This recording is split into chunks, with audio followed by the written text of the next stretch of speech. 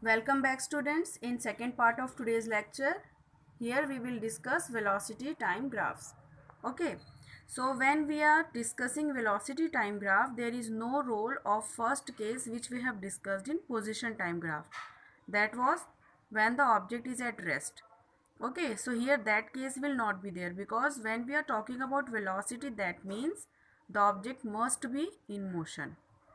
So here we will discuss two cases only. First one is the object is in uniform motion, and second when the object is in non-uniform motion. Okay. So here you can see figure, it is written velocity time graph for uniform motion. So here in front of you, you can see one graph is there. In x-axis we have taken time, in y-axis we have taken velocity, and SI units are there, second and meter per second. Okay, as well as we all know that velocity is positive as well as negative. It depends on the direction.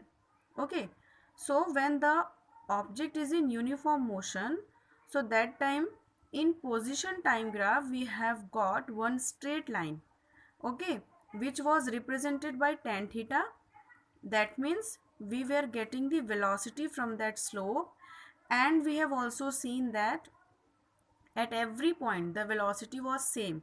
That means when the object is moving with in uniform motion, the velocity remains constant. So that concept we will use here, that when the object is moving in uniform motion, the velocity remains constant. So here you can see, suppose at time 0 the velocity is this one. So for the whole time the value of velocity remains this one only. So here we will get a straight line which is parallel to time axis. Okay.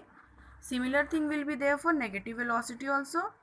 If we change the direction of motion but the object is still in uniform motion, so for negative velocity also we will get a straight line which is parallel to time axis. So because in uniform motion velocity is constant, so we are getting this type of graph. Now let's discuss another case. So here you can see another graph is there, and in figure you can see it is written velocity time graph for a non-uniform motion. Okay, so in case of non-uniform motion we have seen that the velocity is changing continuously. Sometime it will increase, sometime it will decrease, sometime it can be constant also. Okay, so what happened here, you can see this is x-axis in which we have shown time, in y-axis we have shown velocity. So suppose at time 0 velocity was 0, at time 2 velocity was here somewhere, suppose 4 meter per second, and at time 4 velocity is here, that means suppose 6.5 or 7 meter per second.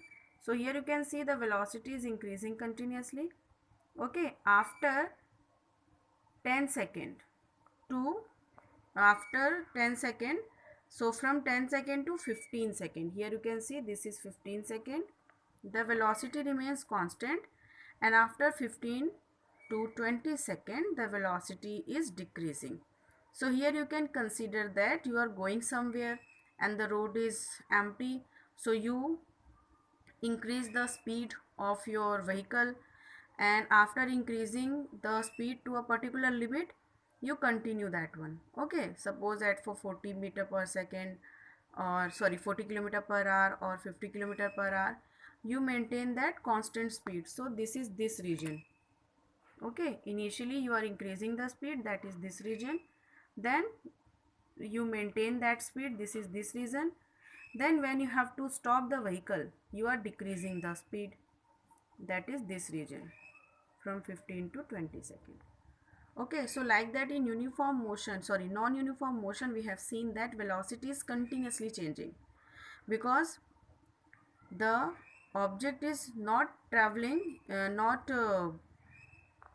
covering same distance in same time interval, and so that's why velocity is also changing.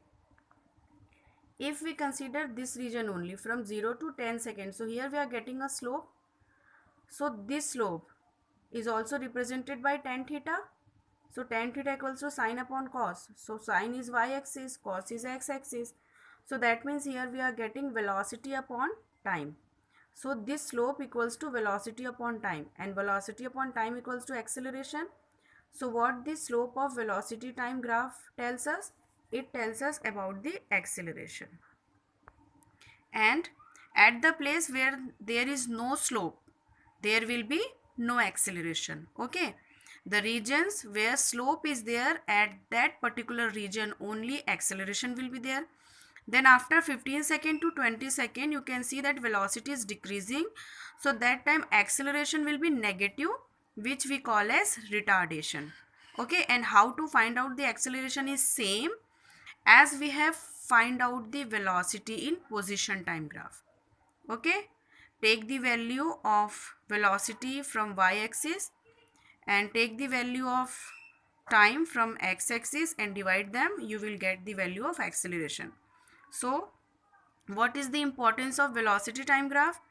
By looking at the velocity time graph, we can say, or we can tell the value of acceleration.